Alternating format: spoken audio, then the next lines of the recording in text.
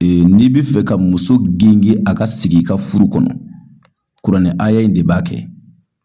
Ka muso gengi i ka furu kɔnɔ, a k'a si bɛɛ kɛ i ka furu kɔnɔ, danfɛn si kana se k'o bali. Kuranɛ aya in de b'a kɛ. Nkalina Ala bonya na n'i ye nin kɛ diɲɛ muso o muso la, lahara bi jɔ k'o muso kelen to i ka furu la. A tɛ se k'i tɔrɔnbɛ, a tɛ se k'i janfa. Wa cɛ si tɛ se k'a kungo fɔ o muso kelen ye. Konate bɛ nin d'i ma Ala kama. Wa o cogo kelen don, muso bɛ se ka cɛ karaba ni nin kuranɛ aya ye. A ye lamɛnli kɛ. N balimakɛ, e min bɛ Faransi, e bɛ Ameriki, i bɛ Alizeri, i bɛ Itali.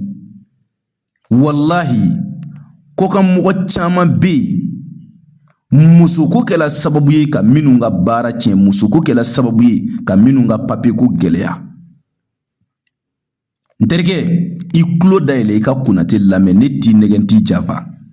N'i bɛ fɛ k'i muso gengi a ka kɛ i ta ye, a ka kɛ i kelen sago ye, n'i ko a ka sigi a ka sigi, n'i ko a ka jɔ a ka jɔ. Makisina fihi abadan, ale de b'a kɛ.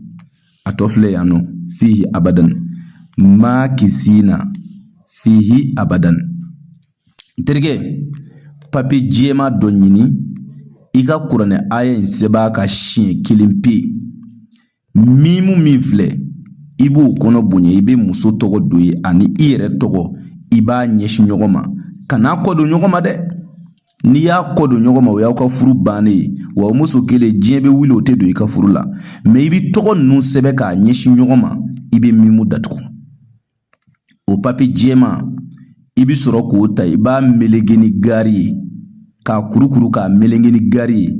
I bɛ taa sumaya bi yɔrɔ min na, kɔda walima bada, i bɛ taa yen, i bɛ yiri kɛnɛ dɔ tigɛ k'a nun bɔ.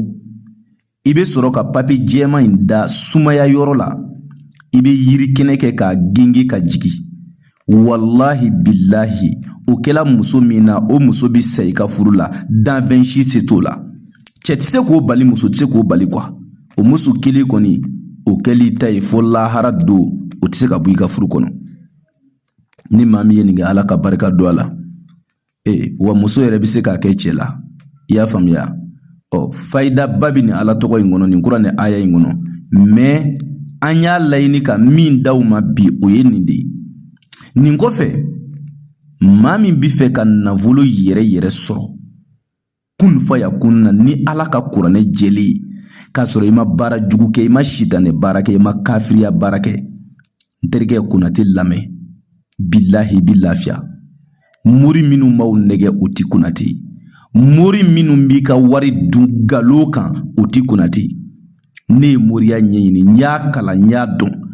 Ne ye kitabu bɔ moriya kɔnɔ, diɲɛ bɛɛ b'a sariya. A caman. O la ne b'a dɔn kojugu. N'i bɛ fɛ ka wari karaba k'a sɔrɔ, sura dɔ bɛ kuranɛ kɔnɔ, diɲɛ moriw a dɔnnibaw bɛɛ bɛn'a kan k'o ye nafolo sura de ye.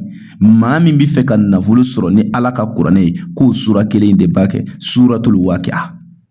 O tuma ni e bɛ fɛ ka diɲɛ nafolo karaba k'a sɔrɔ, Iza wakati baara dɔ bɛ yen, an b'a kɛ adamadenw ye 30 ani sɛ jɛma den 3.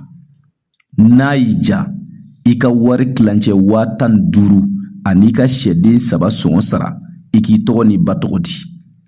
An bɛ baara kɛ i ye, baara jaabi sɔrɔlen kɔ, i yɛrɛ kɛlen kɔ k'a dɔn ko Konate ye Iza wakati nafolo baara kɛ a jaabila, o tuma i b'i ka wari tɔ sara.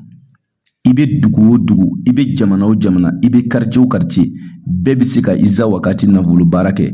I dan ye ka weleli kɛ an ka téléphone numéro la.